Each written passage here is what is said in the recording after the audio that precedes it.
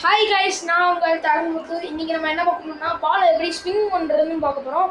First அந்த அந்த 2 கையை எடுத்து இந்த பால் எப்படி வச்சு அவுட் ஸ்விங் பண்ணணும்னா அந்த 2 கையை இப்படி விரித்து வச்சுக்கோங்க. விரித்து வச்சுக்கிட்டு இப்படி வச்சு இப்படி திருப்புங்க. அப்படி வச்சு இப்படி திருப்புங்க. அதுவே இன்ஸ்விங் வைக்கணும்னா இப்படி வச்சு இப்படி திருப்புங்க. இப்படி இப்போ பவுலிங் போடுறதுக்கு முக்கியமான தேவை என்னென்னா, கரெக்டாக நம்ம பால் இப்படி ரிலீஸ் பண்ணும்போது இந்த லெஃப்ட் லெக் இருக்குல்ல, இந்த லெஃப்ட் லெக் தூக்கி தான் ரிலீஸ் பண்ண முடியும். சப்போஸ் நீங்கள் இப்படி ரைட் லெக் வீசினீங்கன்னா அந்த அந்த பாலோட ஃபோர்ஸ் உங்களுக்கு ஸ்லோவாக போகும். அதுவே லெஃப்ட் ஹேண்டர்னா இப்படி போடும்போது இந்த ரைட் லெக் தூக்கி தான் போடணும். அப்போ தான் ஃபாஸ்ட் ரிலீஸ் பண்ண முடியும்.